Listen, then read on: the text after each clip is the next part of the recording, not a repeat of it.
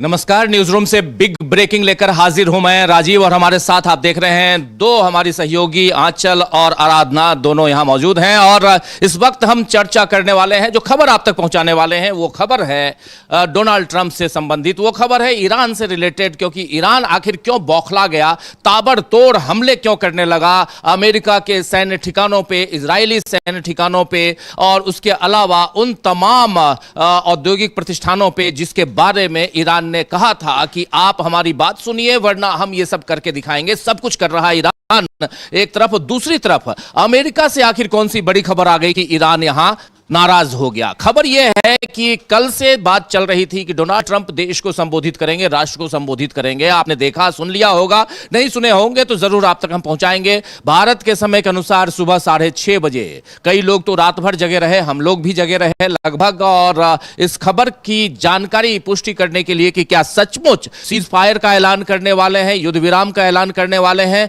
Donald Trump, या युद्ध की समाप्ति का ऐलान करने वाले हैं डोनाल्ड ट्रंप। क्योंकि कल आपने देखा था शेयर बाजार में तूफान जैसा आलम था, क्योंकि शेयर बाजार हिंदुस्तान में भी काफी अप खुला था और बाजार में हमने देखा शुरुआत हुई थी लगभग 2000 पॉइंट से सेंसेक्स की शुरुआत, और उसके बाद 1600 पॉइंट तक भी प्लस में ही, यानी कि हरे निशान में शेयर बाजार को हमने देखा। लेकिन आज आपने देखा क्या, शेयर बाजार के हाल क्या हैं? शेयर बाजार की हालत जो है वो बहुत खराब है, और इसलिए क्योंकि बहुत ही खराब बातें कही हैं यहां डोनाल्ड ट्रंप ने। हमारे दोनों सहयोगी बताएंगे कि डोनाल्ड ट्रंप ने आखिर कहा क्या है, इस भाषण से निकल के क्या आया है, उस पर चर्चा करेंगे। और ठीक अभी से लगभग 23 मिनट, जी हां 23 मिनट्स बचे हुए हैं जब हमारे दो साथी आपके बीच आएंगे, अमलेंदु उपाध्याय जी और समीरात्मज मिश्र जी। लेकिन उससे पहले थोड़ा सा मैदान मारने की कोशिश हम लोग भी कर रहे हैं और जानने की कोशिश कर रहे हैं कि आखिर डोनाल्ड ट्रंप ने किया जो भी है उसका रिएक्शन आपके ऊपर क्या होता है, ये भी तो समझे हम।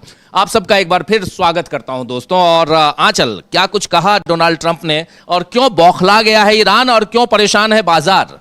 जी बिल्कुल, जिस तरीके से अगर देखा जाए राजीव जी, तो 1 महीने से ज़्यादा का वक्त हो चुका है इस जंग को। लोगों को उम्मीद थी, जिस तरीके से खबर सामने आई थी कि बहुत जल्द ही डोनाल्ड ट्रंप नेशन को संबोधित करने वाले हैं, तो लोगों को उम्मीद थी कि शायद वो सीज फायर का ऐलान कर सकते हैं, कह सकते हैं कि ये जंग हम अब खत्म कर रहे हैं, या फिर ये भी था कि हो सकता है कुछ शर्तें सामने रख दें, अपने सीज फायर का प्लान सामने रख दें। लेकिन ऐसा कुछ भी होता हुआ दिखाई नहीं दिया, क्योंकि जिस तरीके से डोनाल्ड ट्रंप अपने ही देश में घिरे हुए थे, लगातार उनके खिलाफ विरोध प्रदर्शन देखे जा रहे थे, उसके बाद वो घिरे हुए थे, उनको टेंशन और वो लगातार वो सफाई भी दे रहे थे कि हमने क्यों ये जंग छेड़ी। तो वही अब आकर उन्होंने पूरे देश के सामने 1 महीने के बाद, ईरान जंग छेड़ने के बाद, उन्होंने सफाई पेश की और साफ साफ कहा है कि हमने ईरान के खिलाफ जो जंग छेड़ी थी वो इसलिए छेड़ी थी ताकि वो परमाणु बम ना बना पाए और उसको हम इस तरीके से कमजोर कर दे ताकि वो किसी और दूसरे देश पर हमला ना कर पाए। लेकिन क्या वो अपने इस मिशन में कामयाब हो पाए हैं? क्योंकि सवाल तो यही उठ रहे हैं, क्योंकि पहले डोनाल्ड ट्रंप के बयानों को देखा जाए तो उन्होंने अभी हाल ही में कहा है, जो नेशन को संबोधित किया तब उन्होंने कहा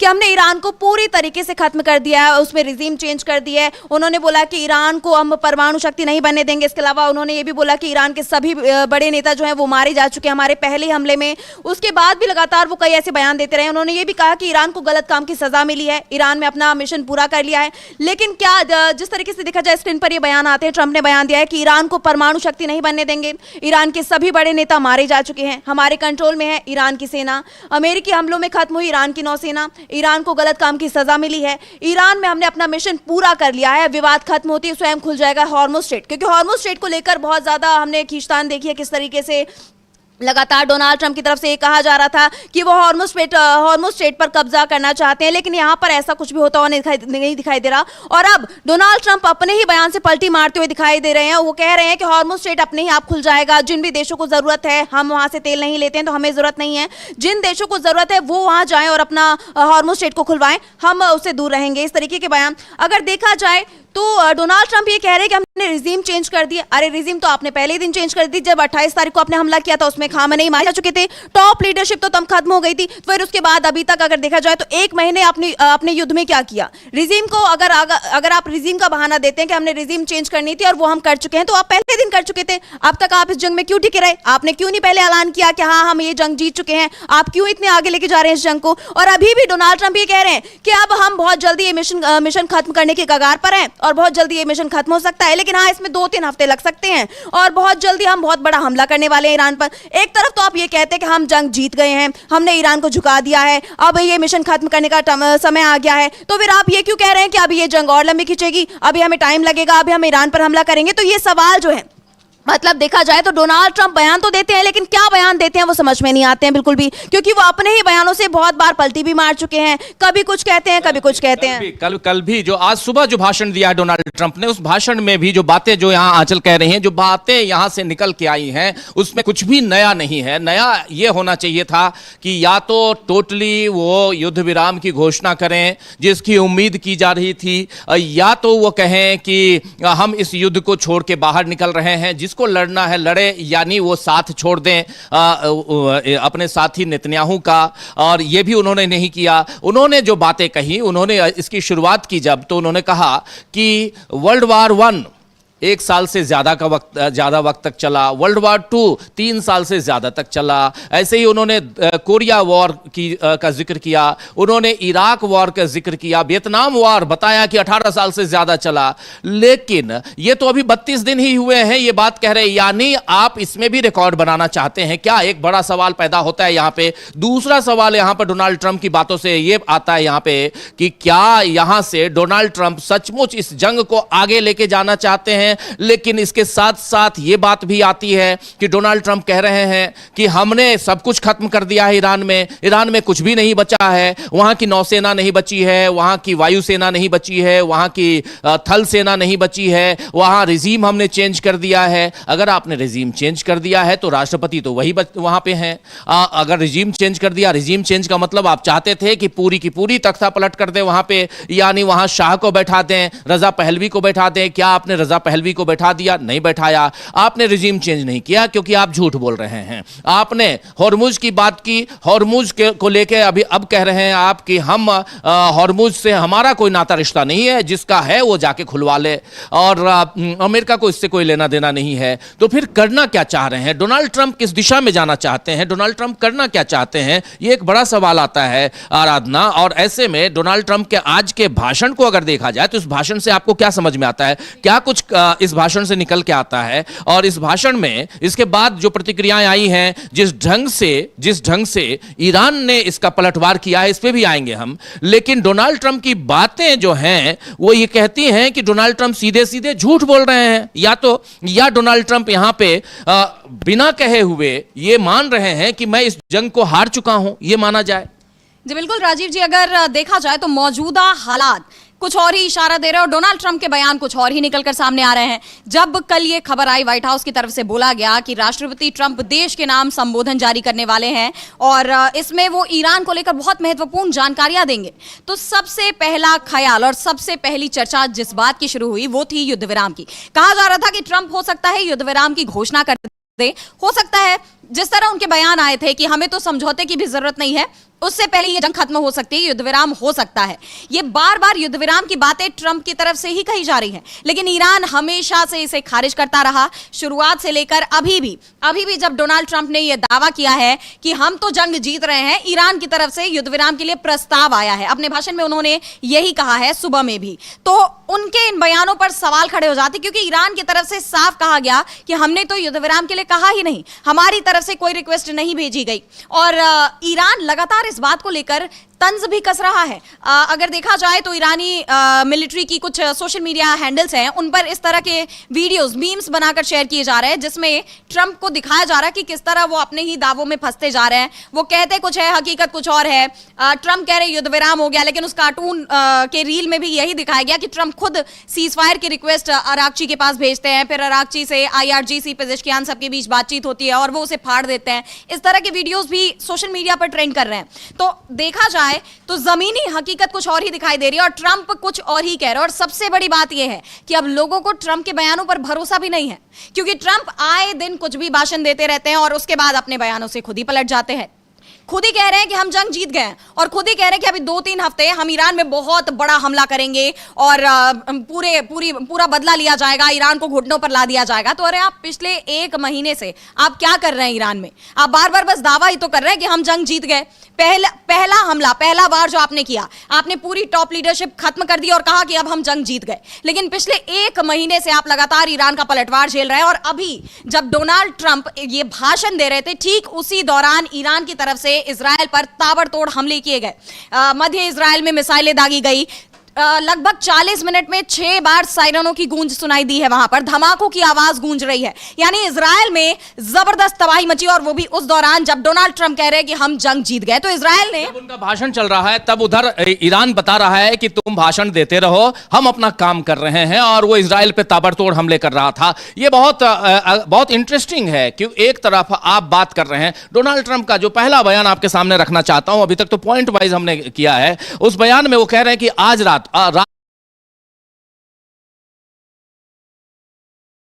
प्राइम टाइम वहां का 9 बजे आए थे और प्राइम टाइम 9 बजे माना जाता है। उस प्राइम टाइम को कैप्चर करने की कोशिश की थी डोनाल्ड ट्रंप ने, लेकिन उस प्राइम टाइम को फेल टाइम में कैसे तब्दील कर दिया डोनाल्ड ट्रंप ने, उसकी बानगी आपके सामने रखता हूं। कह रहे हैं कि आज रात मैं ये कहते हुए खुश हूं कि हमारी ये मुख्य राजनीतिक लक्ष्य अब लगभग, रणनीतिक लक्ष्य अब लगभग पूरे हो चुके हैं और ईरान में मिशन खत्म करने के करीब हैं।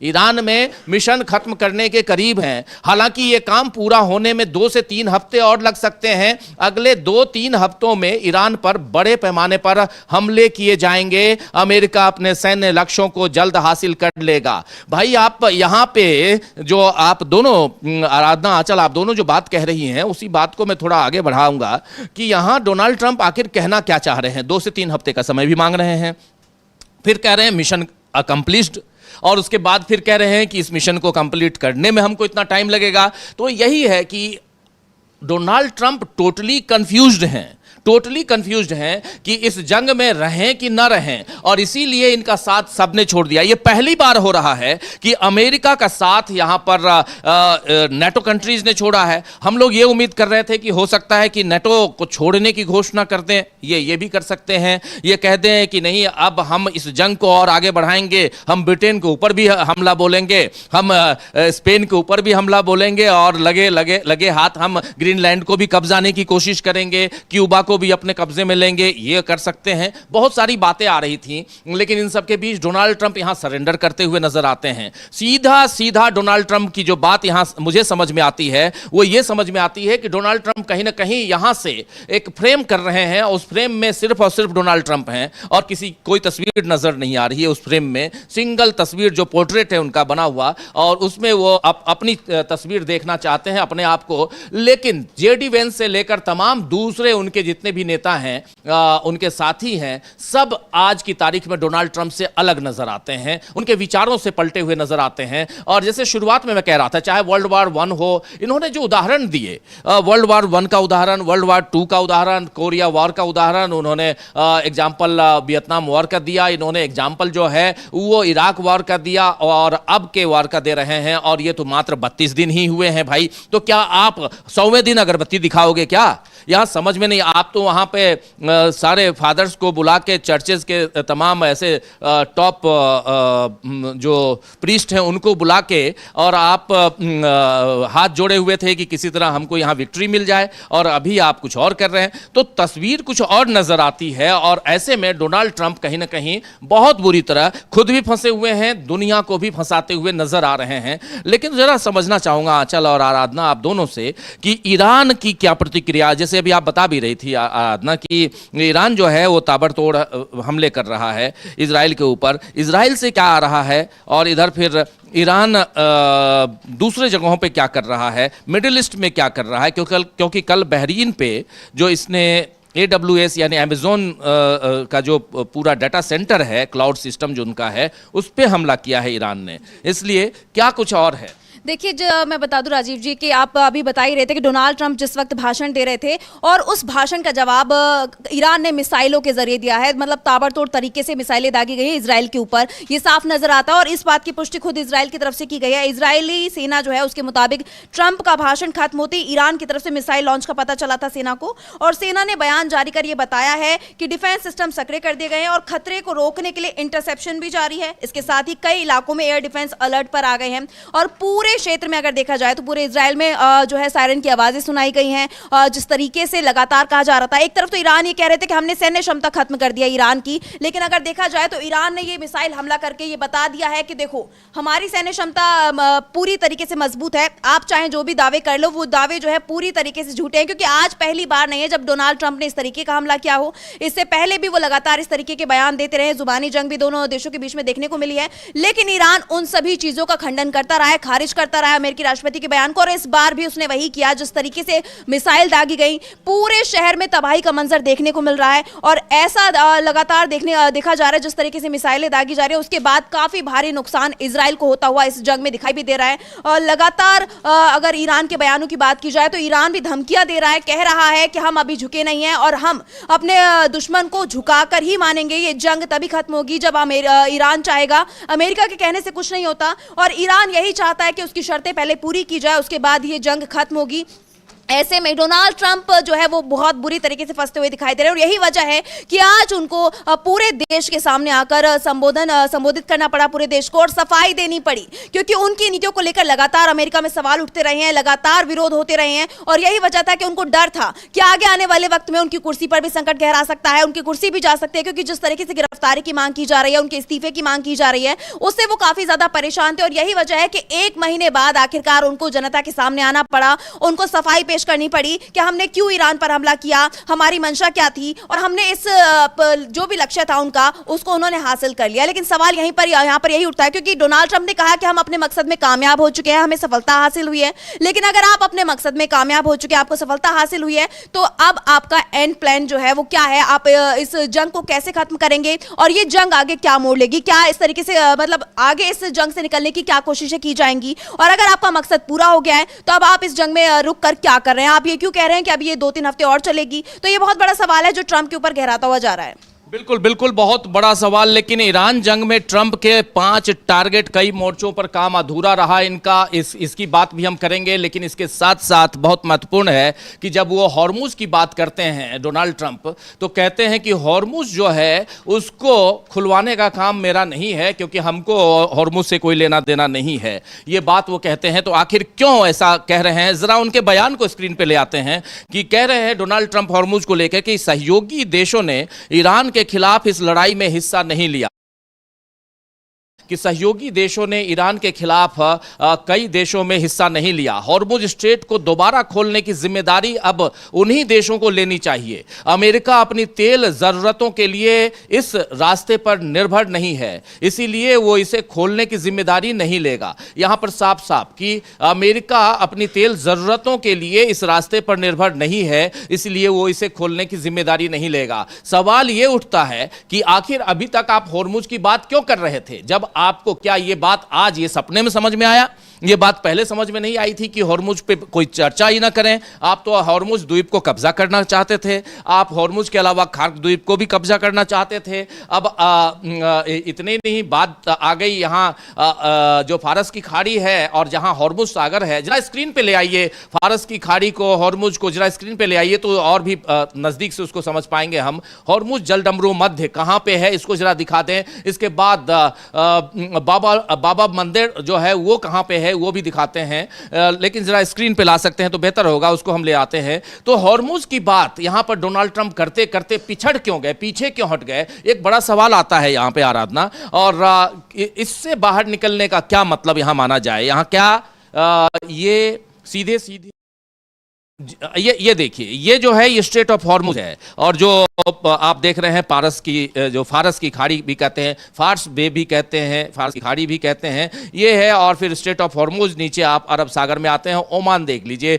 ये मैप पे आप अच्छे से देख रहे होंगे। एक दूसरा मैप आपको दिखाऊंगा जिसमें बाब अल मंदेर भी है, उसको भी हम लोग देखेंगे। और दोनों के बीच की दूरी जो है वो लगभग 2500 किलोमीटर की दूरी है ईरान से लेकर यहां तक। तो ये महत्वपूर्ण हो जाता है, ये पूरा का पूरा ये मैप ईरान कहां पे है, और इसके बाद यहां पर ये जो लड़ाई हो रही थी, ये देखिए ये मैप, ये इंपॉर्टेंट और हो जाता है, जहां फारस की खाड़ी, स्ट्रेट ऑफ हॉर्मुज, और नीचे बाब अल मंदब भी कहते हैं, एक्चुअली मंदब कहते हैं, मंदेब यहां हम लोग कह रहे हैं ईरान में। ईरानी हमारे साथियों ने बताया कि इसको फारसी में मंदब कहते हैं। तो यमन इसका रखवाला है, और यही इस लाल सागर से ये निकलते हुए इसको भी रोकने की कोशिश हो रही है इनकी तरफ से, ईरान की तरफ से, और दूसरी कोशिश इधर से भी चल रही है। तो यहां पर आखिर यहां से पीछे हटना क्या कहलाएगा, क्यों आखिर चाहते हैं डोनाल्ड ट्रंप? आराधना। राजीव जी, अगर देखें तो साफ दिखाई देता है कि डोनाल्ड ट्रंप को भी पता चल गया है कि वो हॉर्मुज की खाड़ी पर ईरान का दबदबा कम नहीं करा पाएंगे।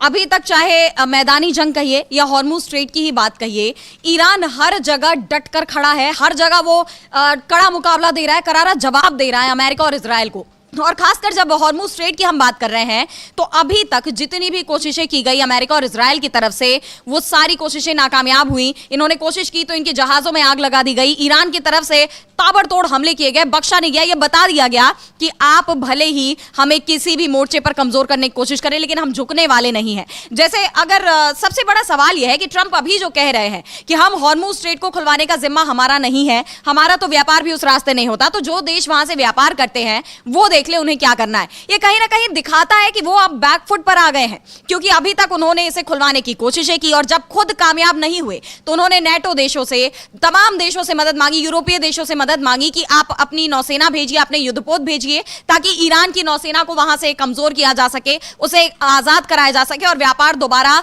सुचारू रूप से शुरू हो जाए। तो उन्होंने कोशिशें तो की, लेकिन उन्हें मदद कहीं से नहीं मिली, और जब उन्हें मदद नहीं मिली तो अब उनके पास ऑप्शन क्या बचा? वो ये तो कह नहीं सकते कि मैं नहीं खुलवा पा रहा हूं। तो एक तरीका है ये बताने का कि मैं हॉर्मुज स्ट्रेट को ईरान के दबदबे से नहीं छुड़ा सकता, वहां ईरान की मजबूत पकड़ है और वो बनी रहेगी, तो इसलिए आप अपना देख लीजिए, जिसका नुकसान हो रहा है वो आए, अपना नुकसान बचाए, मैं चला। लेकिन सवाल ये है कि हॉर्मुज स्ट्रेट बंद हुआ क्यों? उसकी वजह तो अमेरिका और इजराइल है। पिछली बार भी जून 2025 में जब जंग छिड़ी थी इस क्षेत्र में, तब भी ईरान ने धमकी दी थी कि हम हॉर्मुज स्ट्रेट को बंद कर देंगे। तो ऐसा भी नहीं कहा जा सकता कि अचानक से इस बार ईरान हॉर्मुज स्ट्रेट को बंद कर दिया है और उसके बाद ये दिक्कतें शुरू हुई हैं। ऐसा तो हो ही नहीं सकता, क्योंकि जब पिछली बार उसने धमकी दी थी तो इन सभी फैक्टर्स पर आपने सोचा होगा, विचार किया होगा। एक साल बाद, लगभग 6-8 महीने बाद आप जब दोबारा जंग छेड़ रहे हो, तो इन सभी चीजों पर बिना सोचे विचारे आप बस जंग के मैदान में कूद गए हो। क्या यह मुमकिन है कि अमेरिका ने बिना अपने खुद को होने वाले नुकसानों को सोचे बिना ही जंग में एंट्री मार ली हो, इजराइल के कहने में, इजराइल के दबाव में? तो ऐसा तो मुमकिन है नहीं। इसलिए ये सवाल उठ रहे हैं कि क्या ट्रंप अब हार चुके हैं? क्या वो ये मान चुके हैं कि हॉर्मुज स्ट्रेट पर हम कुछ नहीं कर सकते, हम उसे नहीं खुलवा सकते, इसलिए वो इस तरह के बयान दे रहे हैं? तो कहीं ना कहीं ये दावे और मजबूत होते जा रहे हैं, सिर्फ और सिर्फ डोनाल्ड ट्रंप के बयानों की वजह से। क्योंकि नेतन्याहू का तो अभी भी कहना है कि हम जंग के मैदान में अभी भी हैं और हम तब तक लड़ते रहेंगे जब तक हमारा मिशन पूरा नहीं हो जाता। नेतन्याहू ने यह नहीं कहा कि हमारा मिशन पूरा हो चुका है, लेकिन वो ये जरूर कह रहे हैं कि हमें जीत मिली है। अभी नेतन्याहू ने बीते दिनों जो देश के नाम संबोधन जारी किया है, उन्होंने ये दावे किए और गिनवाया है कि हमने अब तक किन किन नेताओं को, ईरान के किन किन नेताओं को हम मार चुके हैं, टॉप लीडरशिप कैसे खत्म कर दी है। तो एक तरह से वो अपने देश के लोगों का मनोबल बढ़ाने की कोशिश कर रहे हैं कि हम इस जंग में जीत रहे हैं, भले ही जमीनी हकीकत पूरी दुनिया देख रही है। और इसीलिए आज सवाल उठ रहे हैं डोनाल्ड ट्रंप के बयानों पर, नेतन्याहू के दावों पर, कि क्या वाकई वो ये जंग जीत रहे हैं या फिर ईरान के सामने सरेंडर करने को मजबूर हो चुके हैं, इसलिए इस तरह के बयान और दावे उनकी तरफ से दिए जा रहे हैं। जी बिल्कुल बिल्कुल बिल्कुल आप सही कह रही हैं। यहां पर डोनाल्ड ट्रंप आखिर क्यों पलटते हुए नजर आते हैं, फंसते हुए नजर आते हैं? डोनाल्ड ट्रंप जब भाषण देने आते हैं प्राइम टाइम में, रात के 9 बजे अमेरिका के वाशिंगटन डीसी के टाइम के हिसाब से जब वो भाषण देने आते हैं, तो रॉबिन हुड बन के आते हैं, लेकिन वो जब निकलते हैं तो एक विलेन की तरह निकलते हैं। आखिर क्यों ऐसा होता है? वो इसलिए ऐसा होता है क्योंकि डोनाल्ड ट्रंप खुद क्लियर नहीं है कि इस जंग में वो कर क्या रहे हैं और किस दिशा में जाना चाहते हैं। उनको अपने इतिहास के पन्ने पन्नों को पलटने की बहुत ज्यादा जरूरत है और पलटने की कोशिश उन्होंने की। उन्होंने फर्स्ट वर्ल्ड वॉर का जिक्र किया, उन्होंने सेकेंड वर्ल्ड वॉर का जिक्र किया, उन्होंने कोरिया वॉर का जिक्र किया, उन्होंने वियतनाम वॉर का जिक्र किया, इराक वॉर का जिक्र किया, इतने सारे वॉर का जिक्र किया। लेकिन इसके साथ साथ वो जब यहां आते हैं यानी ईरान वॉर पे आते हैं तो यहां क्यों वो 32 दिन पे टिक जाते हैं, ये एक बड़ा सवाल है। इस पे भी आगे बात करेंगे, लेकिन पहले सुनते हैं डोनाल्ड ट्रंप की जुबानी कह क्या रहे थे अंग्रेजी में। और उनकी अंग्रेजी जरा आसान है, लगता है कि थोड़ा हम लोगों का ख्याल रखते रहे हैं। सुनिए जरा। In World War I lasted 1 year, 7 months and 5 days. World War II lasted for 3 years, 8 months and 25 days. The Korean War lasted for 3 years, 1 month and 2 days. The Vietnam War lasted for 19 years, 5 months and 29 days. Iraq went on for 8 years, 8 months and 28 days. We are in this military operation so powerful, so brilliant against one of the most powerful countries for 32 days. And the country has been eviscerated and essentially is really no longer a threat.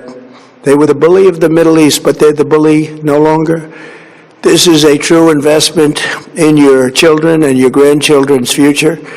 The whole world is watching and they can't leave the power, strength, and brilliance. They just can't believe what they're seeing. They leave it to your imagination, but they can't believe what they're seeing. The brilliance of the United States. तो सुन रहे थे हमारे साथ ही समीर जी हमारे साथ जुड़ गए हैं और यहां हम चर्चा वही कर रहे हैं दोस्तों। अमेरिका के राष्ट्रपति डोनाल्ड ट्रंप का भाषण अभी आप सुन रहे थे, वर्ल्ड वॉर का जिक्र कर रहे हैं। साथ में हमारे अमलिंदु जी भी जुड़ गए हैं, वर्ल्ड वॉर का का जिक्र कर रहे हैं, उसकी बात कर रहे हैं, अलग अलग जंग की बात कर रहे हैं। लेकिन यहां पर डोनाल्ड ट्रंप ये भूल जाते हैं कि पिछली कहानियों से क्या सबक आपने ली है। सबक लेने की कोशिश थी और सबक न लेते हुए यहां साफ साफ आप कुछ अलग अंदाज में इन युद्धों को आप सही साबित करने की कोशिश कर रहे हैं। जब जंग को सही साबित करने की कोशिश अगर कोई इंसान करने लगे तो वो बहुत खतरनाक हो जाता है, ये तय मानिए, क्योंकि जंग कभी भी अच्छी बात नहीं होती है। और जंग जो है यहां पे और जिस डायरेक्शन में, जिस दिशा में इस जंग को ले जाने की कोशिश कर रहे हैं, एक तरफ कह रहे हैं डोनाल्ड ट्रंप समीर जी कि हम यहां से इस जंग में जीत चुके हैं, एक तरफ वो कह रहे हैं कि इस जंग में हमने अभी तक सब कुछ अचीव कर लिया है, एक तरफ वो कह रहे हैं कि इस जंग में हमने उनके एयर स्पेस पर कब्जा कर लिया है, उनके नेवी पे को खत्म कर दिया है, उनके थल सेना को खत्म कर दिया है, IRGC को खत्म कर दिया है, ईरान की बात कर रहा हूं। और दूसरी तरफ कह रहे हैं कि 2 से 3 हफ्ते लग जाएंगे। तो 2 से 3 हफ्ते भाई लगेंगे क्यों? और जिस समय देखिए मजेदार, अभी हमारी दोनों सहयोगी आराधना और आंचल बता भी रही थी कि जिस समय ये भाषण दे रहे थे उसी समय ईरान ताबड़तोड़ हमले कर रहा था। तो ये 2 से 3 अगर आपने खत्म कर दिया, आप कह रहे हैं रिजीम चेंज कर दिया हमने, रिजीम चेंज आपने किया नहीं। आपने क्या किया है और किस आधार पे, किस बेस पे? या तो आप दुनिया को मूर्ख समझते हैं, अपने आप को आपने बादशाह घोषित कर दिया है ये मानते हैं और आपको ज्ञान बिल्कुल नहीं है, और अगर युद्ध का ज्ञान होता, या आपके इर्द गिर्द जो लोग हैं वो आपको बरगला रहे हैं, सही दिशा में नहीं ले जा रहे हैं, आप अमेरिका को बर्बाद करने पर तुले हुए हैं, यही माना जाए? क्या माना जाए? देखिए राजीव जी, आज का जो उनका भाषण रहा, राष्ट्र के नाम संबोधन या जो भी उन्होंने इसके लिए शब्द इस्तेमाल किया हो, इसको एक लाइन में अगर इसकी व्याख्या की जाए, बताया जाए, तो सीधे सीधे कहा जाएगा कि ये ट्रंप की हताशा है। पूरी तरीके से हताश हैं वो, और वही बयान उन्होंने एक तरीके से समग्र रूप से दे दिया जो पिछले 1 महीने से वो लगातार दे रहे हैं। उसमें कोई नई बात नहीं है, ये वहीं के उनके अमेरिका के ही तमाम उनके प्रतिद्वंदी, तमाम उनके अपने देश के लोग कह रहे हैं। दूसरी बात ये जो आप बिल्कुल सही कह रहे हैं कि आप एक बार कह रहे हैं कि हमने ख़त्म कर दिया है, फिर आप कह रहे हैं कि हमारा रिजीम चेंज करने का मकसद ही नहीं था। रोज़ आप पिछले महीने भर से यही चिल्ला रहे हैं कि हम वहाँ रिजीम चेंज करने के लिए आए थे। अब आपका मकसद ही बदल गया है, मकसद भी बदल गया, लड़ाई का तरीका भी बदल गया, लड़ाई का परिणाम भी बदल गया, सब कुछ आप ही अपने से बदल रहे हैं। हॉर्मुज़ के लिए ही आपको याद है कि 3 बार उन्होंने डेडलाइन बढ़ाई कि अगर आपने हॉर्मुज़ स्ट्रेट को नहीं खोला तो हम आपके पावर प्लांट्स को नष्ट कर देंगे। ईरान ने कहा नष्ट करो, हम तो पहले से तैयार बैठे हुए हैं नष्ट करने के लिए। तुरंत 3 बार उन्होंने डेडलाइन चेंज की, अब कह रहे हैं कि हॉर्मुज़ से हमारा कोई लेना देना नहीं है। सीधे सीधे राजीव जी, ये हताशा डोनाल्ड ट्रंप की दिखा रही है। हताशा इसलिए है कि युद्ध के मोर्चे पर पूरी तरीके से विफल साबित हुए हैं। अमेरिका के इतिहास में मुझे नहीं लगता कि इतनी बड़ी हार कभी किसी और राष्ट्रपति के समय में हुई होगी या इतना बड़ा नुकसान कभी किसी दूसरे राष्ट्रपति के समय में हुआ होगा। ये इतिहास में अब वो दर्ज हो गए हैं। इस बात की हताशा, अपने देश में जो दबाव बन रहा है उस बात की हताशा, और सबसे महत्वपूर्ण बात, पूरी दुनिया ने जिस तरीके से हाथ खींच लिए हैं उस बात की हताशा। उनका ये बयान, उनकी ये बातें सब वही दर्शा रही हैं। अब देखना है, इधर ईरान ने ताबड़तोड़ हमले फिर शुरू किए हैं, 89वीं लहर शुरू कर दी है।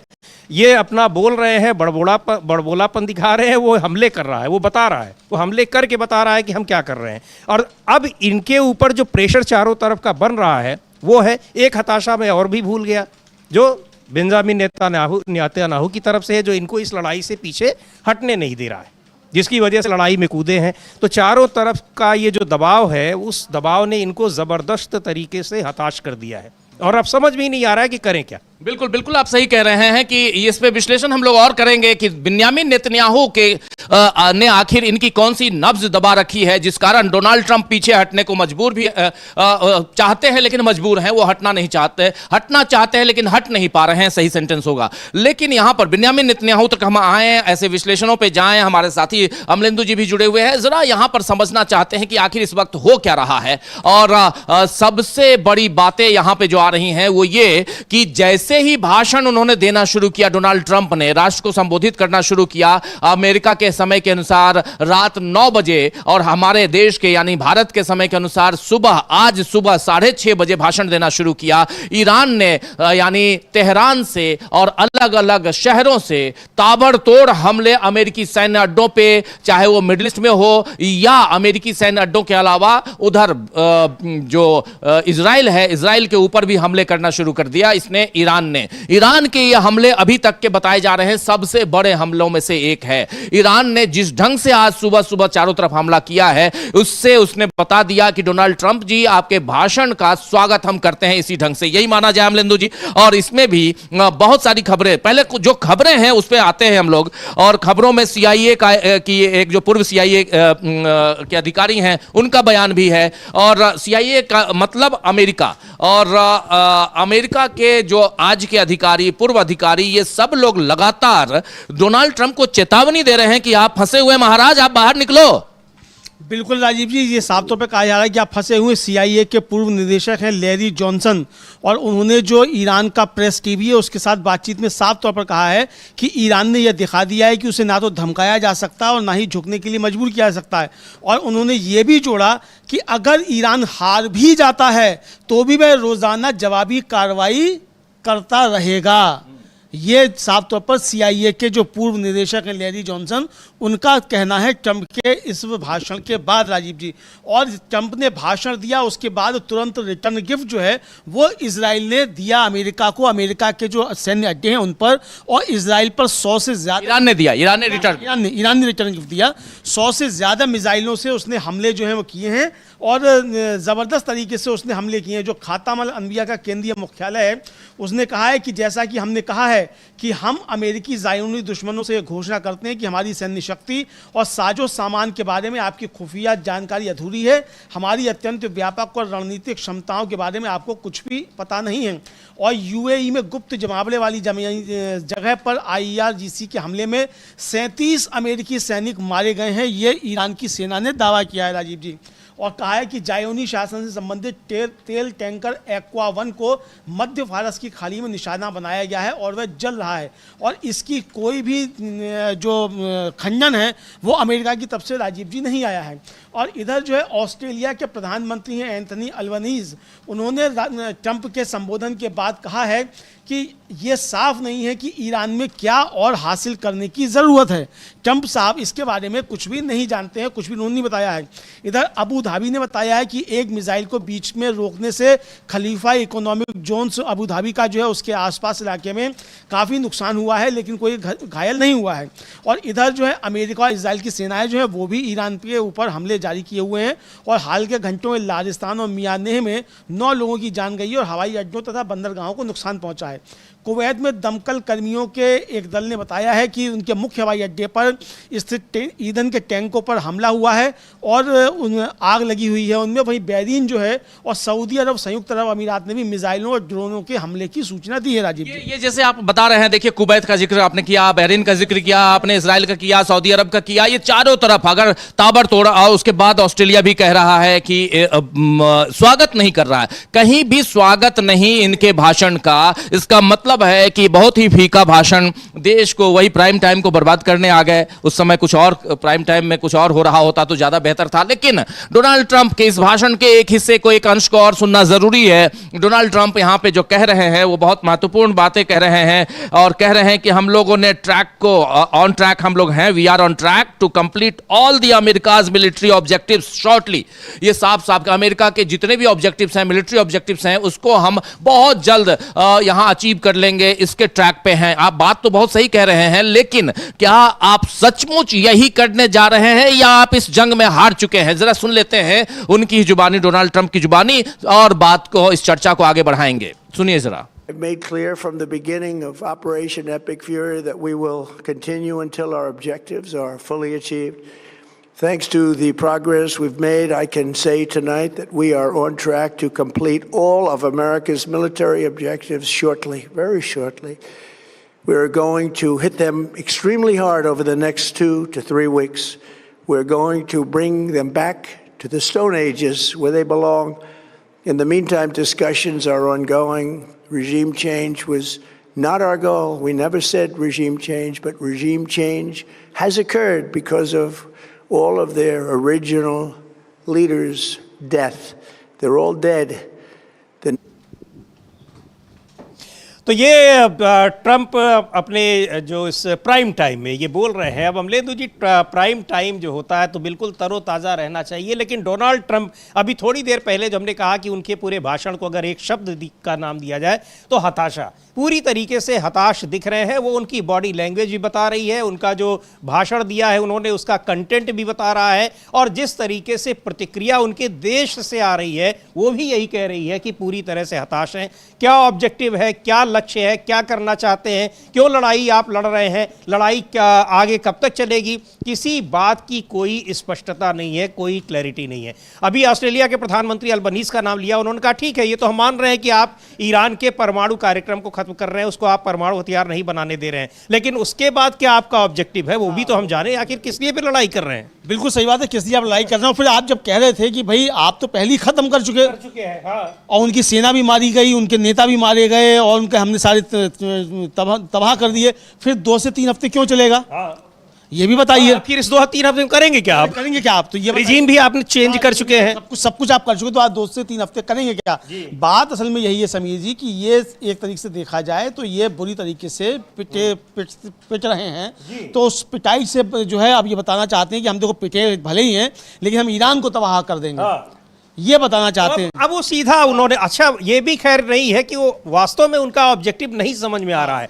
अब वो ईरान को पाषाण युग में भेज देंगे। अरे भाई, आप पाषाण युग में भेज देंगे तो वो ईरान के लोग और खतरनाक हो जाएंगे, तब तो पत्थर भी आसपास वालों को मारेंगे, और पाषाण युग में जाने के बाद तो वो पकाकर भी नहीं खाते हैं, कच्चे ही चबा जाएंगे। अगर आप उनको पाषाण युग में भेजना चाह रहे हैं, इस तरह की प्रतिक्रिया आएगी। लेकिन अमलेंदु जी, फिर वही कहूंगा कि बात वही है कि बहुत ही बुरी तरीके से हताश नजर आ रहे हैं डोनाल्ड ट्रंप, और ईरान अब उनको बता रहा है कि आप हताशा में भी अगर बयान दे रहे हो, लेकिन वो आपके लिए कितना खतरनाक होगा, ये उसने 89वीं लहर शुरू करके फिर से बता दिया है। बिल्कुल समीर जी, उसने 89वीं लहर शुरू करके बता दिया है, और ये 89वीं लहर जो है ट्रंप साहब के भाषण के बाद जो है वो जारी की गई है समीर जी। और इसमें 100 से ज्यादा भारी मिसाइलें, हमलावर ड्रोन, 200 रॉकेट जो हैं वो छोड़े गए हैं, और इलात, तेल अवीव और बनई बराक शहरों पर इसमें हमला किया गया है।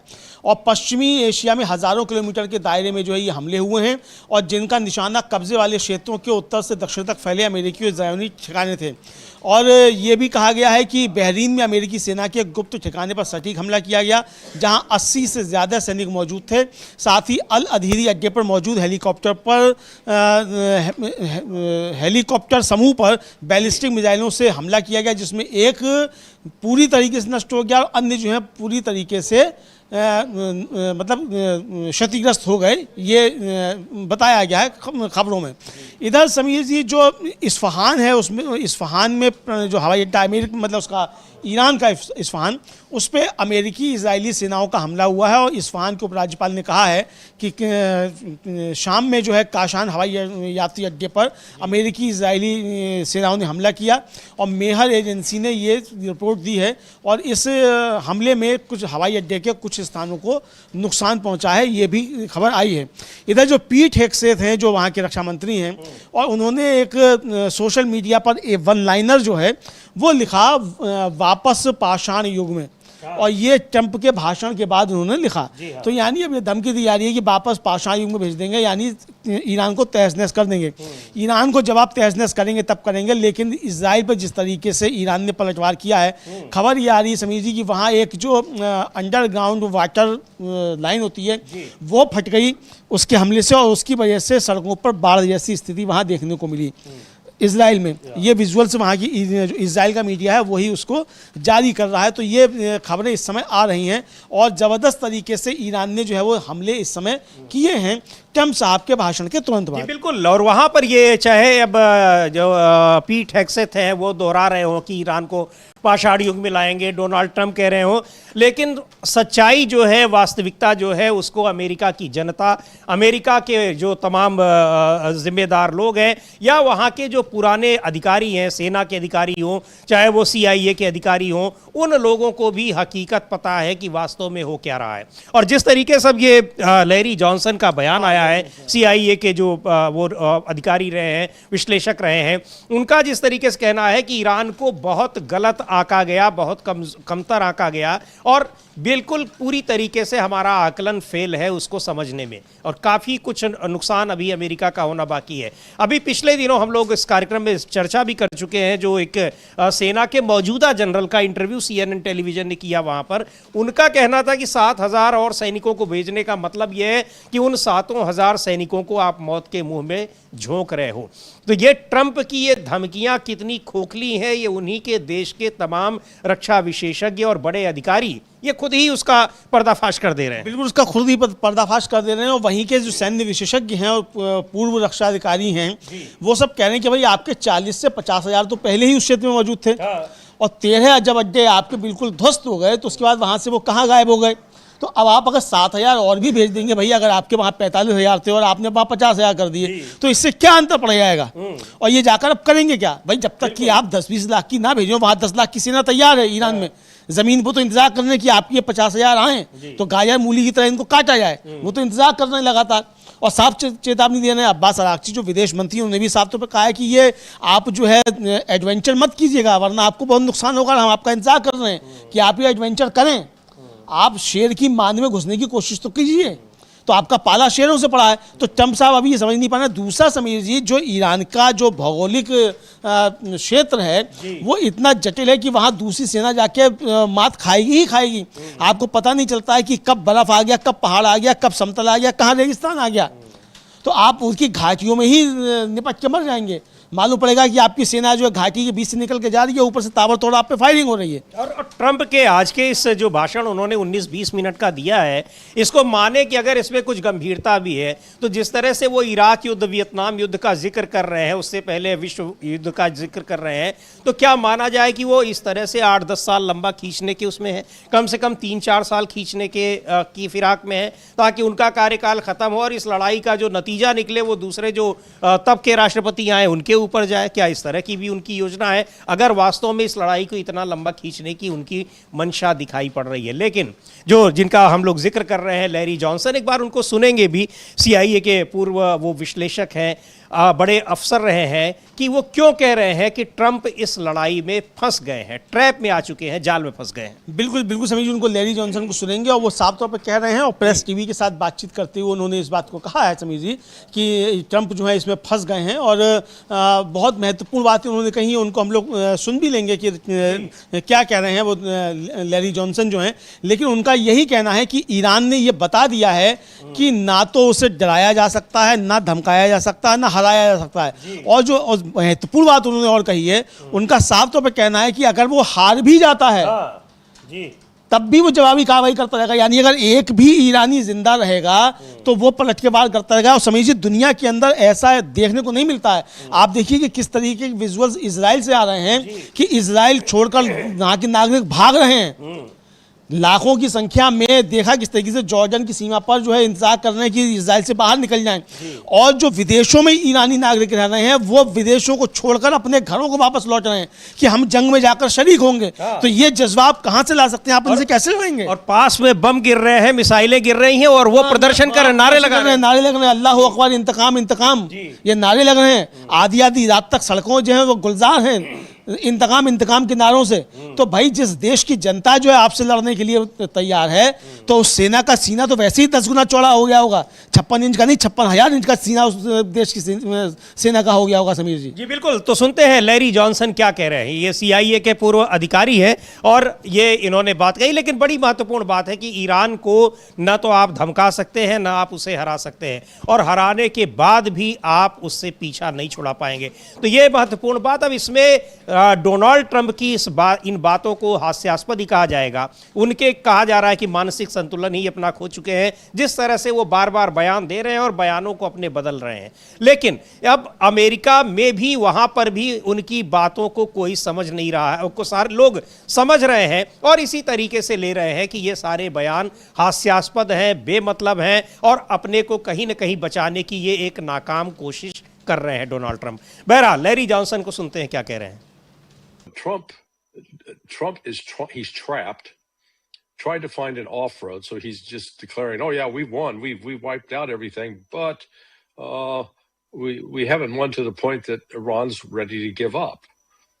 And you know what has been taking place is Iran retaliates on a day-to-day basis according to what the West, what Israel and the United States do to Iran. And I note that on Tuesday, there were a lot of commentary about, oh, Iran seems to have slackened off. Maybe they're running out of missiles.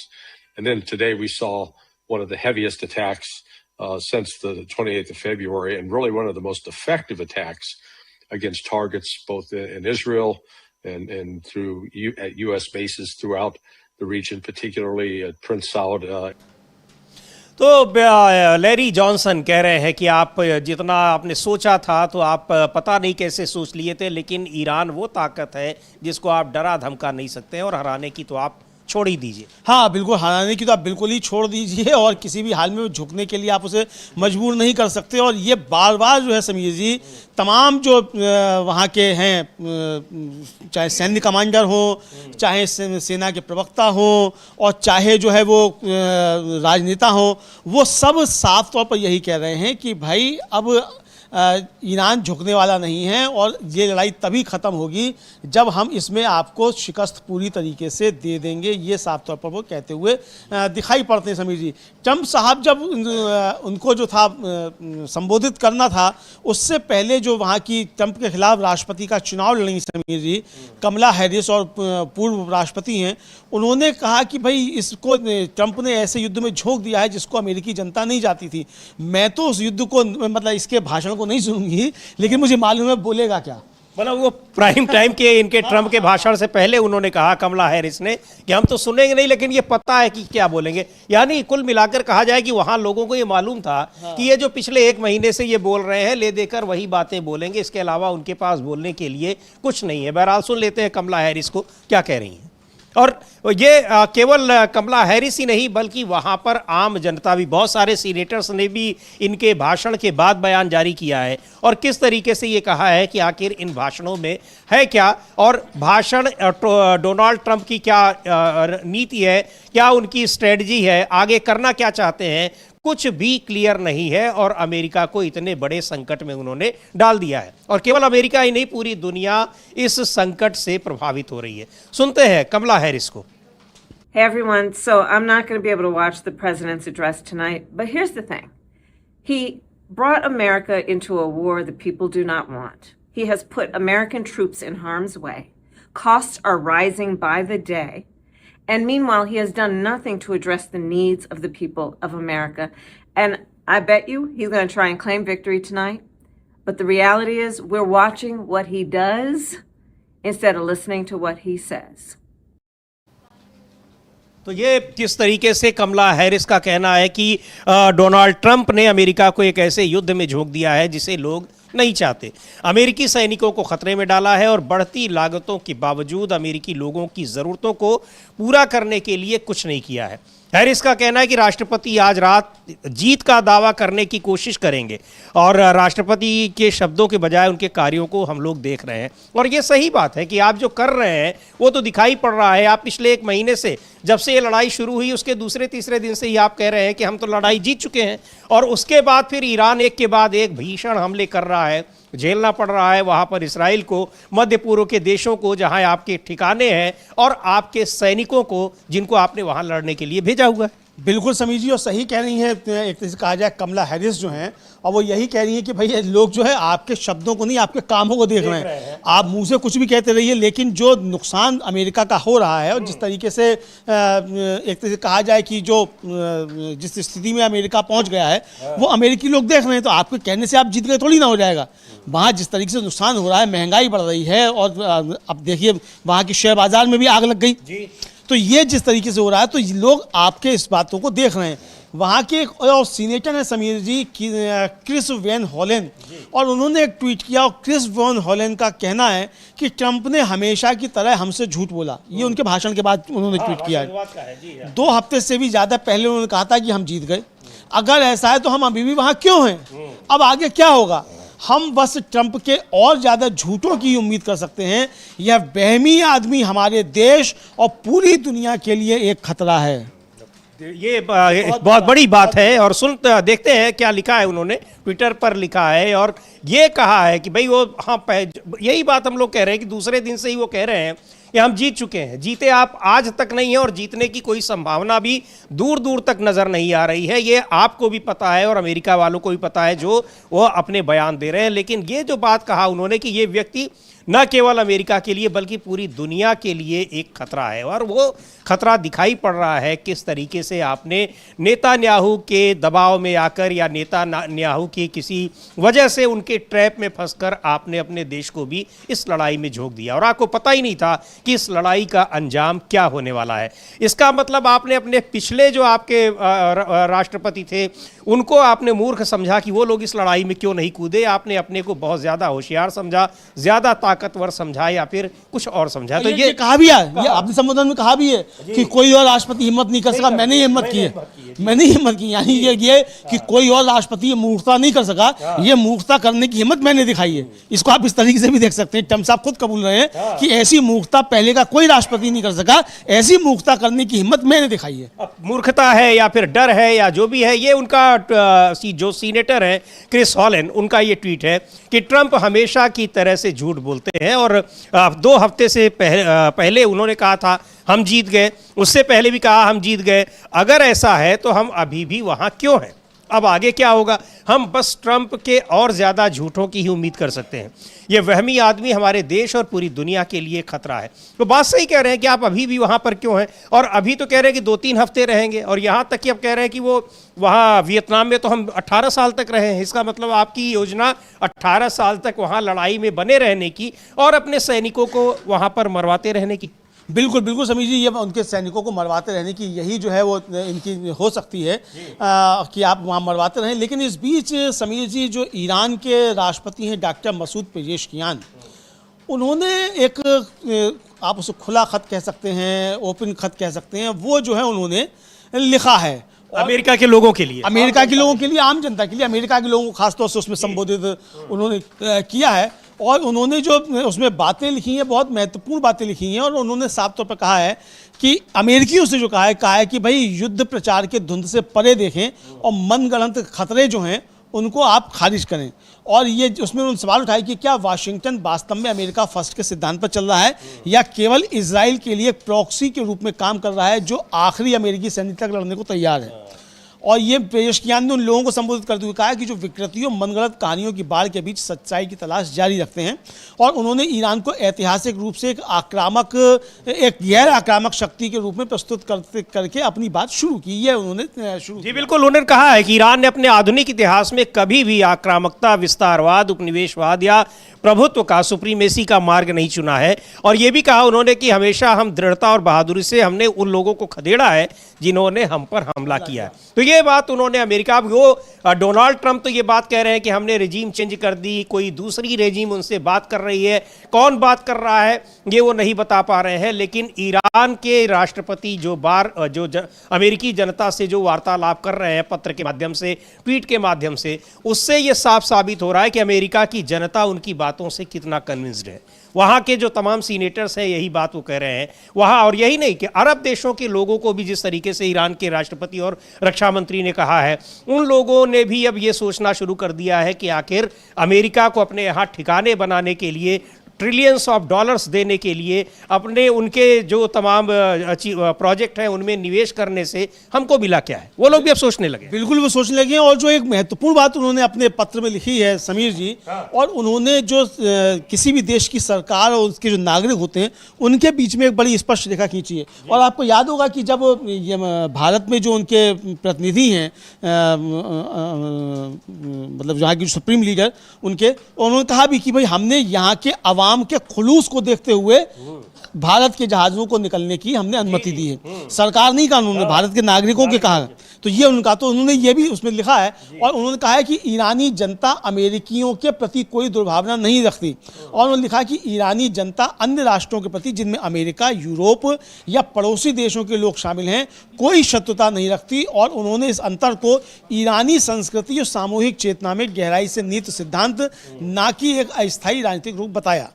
और इसी विषय को आगे बढ़ाते हुए पेशकियान ने कहा कि ईरान को एक खतरे के रूप में देखना एक मनगढ़ंत धारणा है। और उन्होंने कहा कि ऐसा दृष्टिकोण शक्तिशाली लोगों की राजनीतिक और आर्थिक सनक का परिणाम है, जो दबाव को उचित ठहराने, सैन्य वर्चस्व बनाए रखने, हथियार उद्योग को बढ़ावा देने और रणनीतिक बाजारों पर नियंत्रण रखने के लिए एक दुश्मन को गढ़ने की आवश्यकता पर जोर देते हैं। और उन्होंने आगे कहा कि ऐसे माहौल में अगर कोई खतरा मौजूद नहीं है तो उसे गढ़ा जाता है, यानी कि अगर हमारा कोई शत्रु नहीं है तो हम शत्रु तैयार कर लेंगे।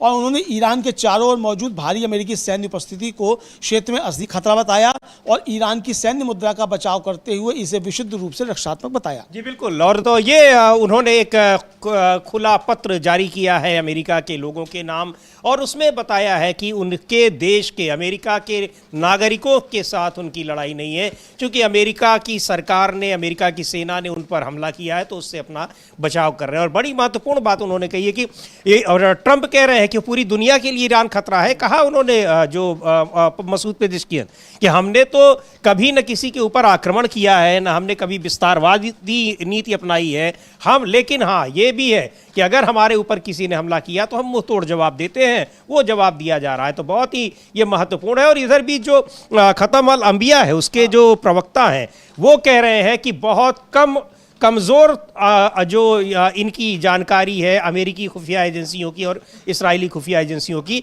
उनको ईरान की ताकत के बारे में कुछ भी अंदाज़ा नहीं है। बड़ी महत्वपूर्ण बात उन्होंने कही। बिल्कुल महत्वपूर्ण बात कही है समीर जी। हाँ, और ये कहा उन्होंने खतम अल अंबिया के मुख्यालय जो है कि यूएस इजराइल को ईरान की सैन्य शक्ति जो समझ है वह अधूरी है, और उसने अपने दुश्मनों को पूरी तरह से सरेंडर करने तक युद्ध जारी रखने का वादा किया है।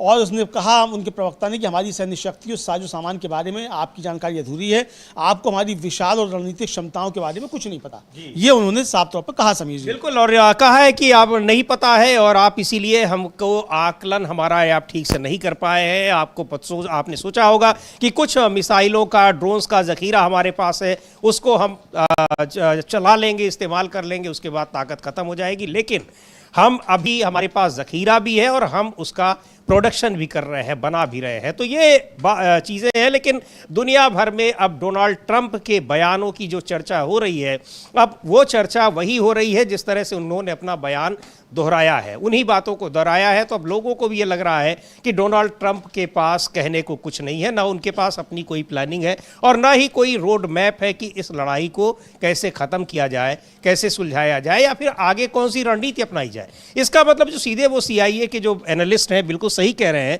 कि ट्रंप बुरी तरीके से फंस चुके हैं, ट्रैप में आ गए। बिल्कुल बुरी तरीके से फंस चुके हैं। और जो खातम अल-अनबिया के प्रवक्ता हैं वो साफ तौर पर कह रहे हैं कि ये उम्मीद ना करें कि आपने हमारे रणनीतिक मिसाइल उत्पादन केंद्रों, लंबी दूरी के हमलावर और सटीक निशाना लगाने वाले ड्रोन, आधुनिक हवाई सुरक्षा और इलेक्ट्रॉनिक युद्ध प्रणालियों और विशेष उपकरणों को नष्ट कर दिया है। आप ये कतई गलतफहमी मत पालिए और हम आपको और भी तगड़ा मार देंगे। और ये साबित भी किया ट्रंप के भाषण के बाद। और तगड़ी मार जो है ईरान ने तुरंत की 100 से ज़्यादा मिसाइल और 200 से ज़्यादा रॉकेट एक साथ उसने जो है इनके अमेरिका के जो हवाई अड्डे, जो सैन्य अड्डे हैं उनके ऊपर, जहां सूचना थी कि इनके सैनिक छुपे हुए हैं, दावा है कि 37 सैनिक इनके मारे गए हैं, 80 सैनिक वहां थे, उनमें 37 मारे गए हैं।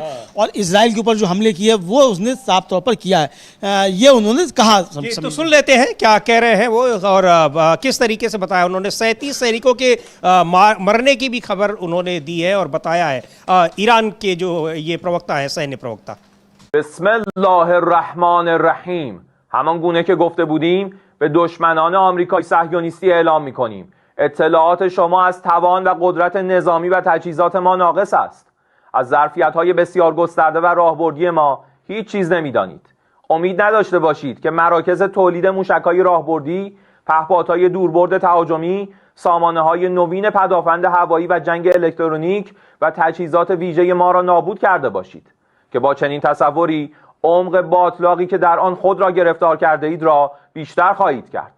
مراکزی که به تصورتان هدف قرار داده اید ناچیز بوده و تولیدات راهبردی نظامی ما در نقاطی صورت میگیرد که به هیچ وجه از آن اطلاع ندارید و هیچ وقت دستتان نیز به آنها نخواهد رسید.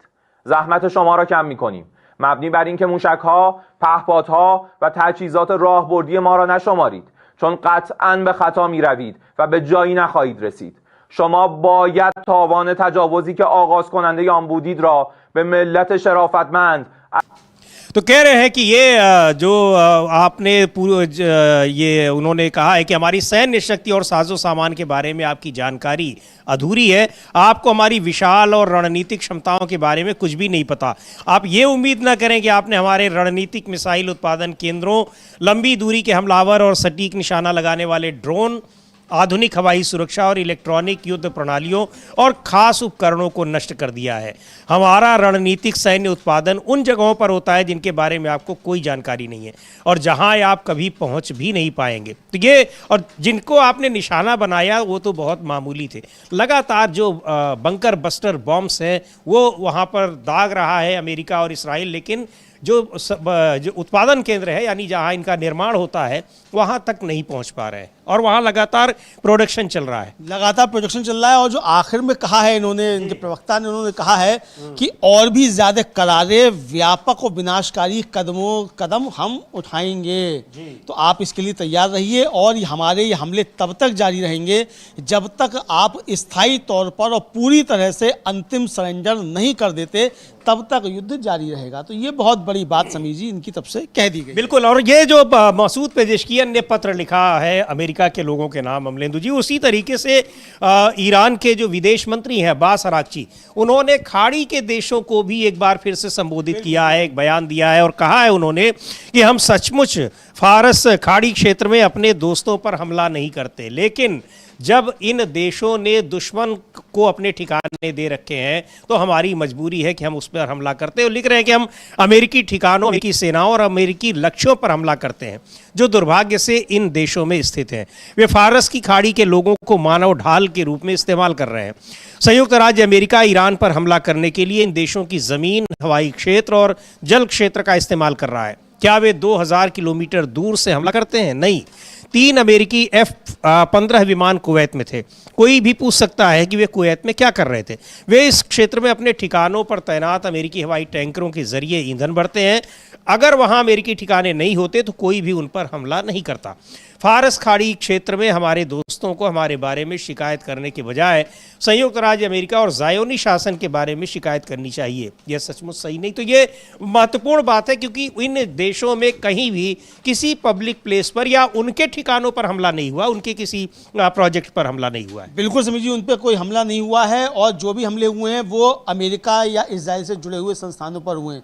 और अभी भी जो ईरान ने धमकी दी है 18 US की जो कंपनियां हैं जिसमें गूगल, मेटा और एप्पल शामिल हैं, वो भी सब अमेरिकी कंपनियां हैं। लेकिन समीर जी, जो अब्बास अरागची कह रहे हैं, और ट्रंप के सुबह भाषण देने के बाद अल जजीरा ने कुवैत से रिपोर्ट दी है कि खाड़ी देशों में लोग इस बात से ज़्यादा डर रहे हैं कि नागरिक संस्थानों को निशाना बनाया जा सकता है। यानी कि जो कहा है उसने कि हम अमेरिका से जुड़े हुए संस्थानों पर हमला करेंगे, तमाम संस्थान अमेरिका से जुड़े हुए हैं और उसने सबको कर दिया है। तो ये है, और वो कह रहा है कि अभी कुछ ही घंटे पहले ही हमने दुबई में अलार्म बजने की आवाज़ें सुनी। उनका संवाददाता अल जजीरा का कह रहा है बहरीन में पूरी रात से लेकर आज सुबह तक कई बार अलार्म बजे। सऊदी अरब के रक्षा मंत्रालय ने बताया कि पिछले कुछ घंटों में उसकी सुरक्षा प्रणालियों ने 4 ड्रोन को रोक दिया। उसने पहले एक मिसाइल को भी रोकने की जानकारी दी। कुवैत इंटरनेशनल एयरपोर्ट पर कल 7वीं बार हमला हुआ। देर रात अधिकारियों ने बताया कि उन्होंने आग बुझा दी। खाड़ी देशों में इस तरह के हमले रोजाना हो रहे हैं। कुवैत में इस लड़ाई में दूसरे लोगों के शामिल होने को लेकर चिंता बढ़ती जा रही है, खासकर इराक में ईरान समर्थक गुटों के शामिल होने को लेकर, जिसकी सीमा कुवैत से लगती है। कुवैत में अधिकारियों से जो हमें बयान मिल रहे हैं, उन सभी में ईरान और उससे जुड़े हथियारबंद गुटों की तरफ से होने वाली आक्रामकता का जिक्र है। कुवैत नेशनल बैंक ने बताया कि उसने कल अपना मुख्यालय बंद कर दिया था। कर्मचारियों की सुरक्षा के एहतियाती उपाय के तौर पर यह आज भी बंद है। हम अभी यही देख रहे हैं, लोग इस बात से ज़्यादा डर रहे हैं कि नागरिक बुनियादी ढांचे या नागरिक संस्थानों को निशाना बनाया जा सकता है। कोई भी नहीं चाहता कि ये तनाव बढ़े, लोग चाहते हैं कि युद्ध जितनी जल्दी हो खत्म हो जाए।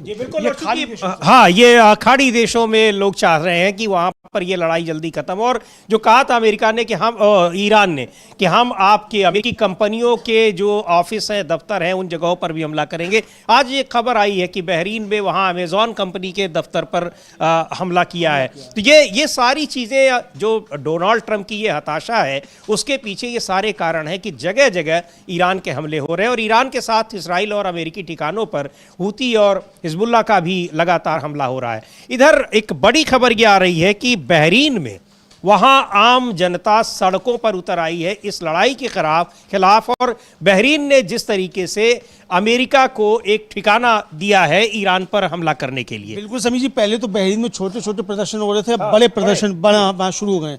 मिडिल ईस्ट आई है, उसके के साथ जो है बहरीन की जानी मानी सामाजिक कार्यकर्ता हैं मरियम अल खवाजा, और उन्होंने जो बातचीत करी है। और पिछले कुछ हफ्तों में प्रदर्शनकारियों ने राजा का नाश हो, हे हमद तुम पर ईश्वर का अभिशाप हो, और हम कभी अपमानित नहीं होंगे जैसे नारे लगाए हैं। और ये प्रदर्शनकारी जो इस खाड़ी द्वीप पर अमेरिकी नौसेना की मौजूदगी और साथ ही इजराइल के साथ संबंधों को सामान्य बनाने की ज़बरदस्त आलोचना कर रहे हैं। और उनका ये भी कहना है कि देश में शिया समुदायों के साथ भेदभाव किया जा रहा है। तो एक बड़े जो हैं आंदोलन जो है बहरीन में समीर जी शुरू हो गए हैं। इस बीच समीर जी, जो इराक में इसका दूतावास है अमेरिका का, उसने अपने नागरिकों को कहा है कि भाई आप लोग वहाँ सतर्क हो जाइए, दूतावास से हट जाइए, चूँकि अब बड़े हमले जो हैं वो इराक में जो मिलिशिया है उसकी तरफ से होने वाले हैं, ये उसने कहा है समीर जी। और 24 घंटे के भीतर मिलिशिया हमलों की उसने चेतावनी दी है। उसने एक ट्वीट किया है, वो हम लोग दिखा भी सकते हैं कि उसने क्या ट्वीट किया। और समीर जी, ये आप बता सकते हैं कि उन्होंने जी बिल्कुल, तो ये कि वहाँ पर जो बगदाद में, इराक की राजधानी बगदाद में अमेरिकी दूतावास है, वहाँ पर हमला किया गया है। और ये इस हमले के बारे में जो जानकारी दी गई है कि ईरान से जुड़े मिलिशिया समूह अगले 24 से 48 घंटों में मध्य बगदाद में हमला करने की योजना बना सकते हैं। इसमें जो संभावित लक्ष्य हैं वो क्या, मतलब वो टारगेट किसको करेंगे? टारगेट करेंगे अमेरिकी नागरिकों, अमेरिकी जो व्यवसाय हैं उनको, विश्वविद्यालयों, राजनयिक सुविधाओं, ऊर्जा के बुनियादी ढांचे, होटल, हवाई अड्डों और अमेरिका से जुड़े माने जाने वाले अन्य स्थानों पर वो टारगेट करेंगे। और यहाँ उनको सूचीबद्ध किया गया है, बाकायदा उनकी लिस्टिंग की गई है। तो ये अब वो जिन जगहों पर भी खाड़ी के देशों में अमेरिकी ठिकाने हैं, उनकी कंपनियां हैं, जिन जगहों पर, जिन प्रोजेक्ट्स पर अमेरिकी निवेश है, उसका पैसा लगा हुआ है, वो उसके टारगेट पर है, सीधे सीधे। और कहा हुआ है, बार बार अपनी बात को दोहराया ही रहा है, बार दोहरा रहा है। और इधर जो कह रहा है अमेरिकी दूतावास, वो कह रहा है कि अमेरिकियों को अपहरण करने के लिए निशाना बनाया है मिलिशिया ने, और यूएस के नागरिकों को तत्काल इराक छोड़ देना चाहिए, ये कह रहा है। और इराक में लगातार जो है उनके दूतावास पे खूब हमले जो है वो हुए हैं। तो ये कह रहा है कि भाई आप तत्काल जो है यूएस के नागरिक जो हैं वो छोड़ दें।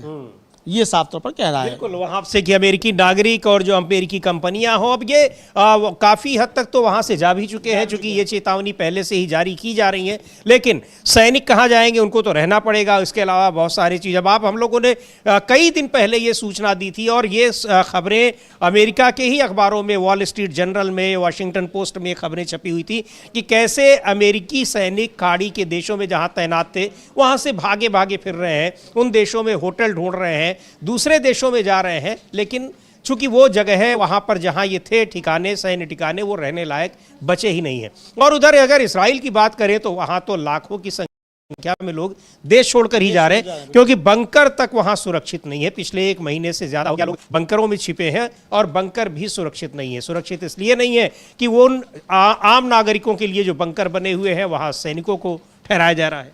बिल्कुल समीर जी, ये इसको लेकर जो है वो काफ़ी ज़्यादा चिंता हो रही है और अब रूस ने खुलकर कह दिया है कि इसके दुष्परिणाम बहुत गंभीर होंगे।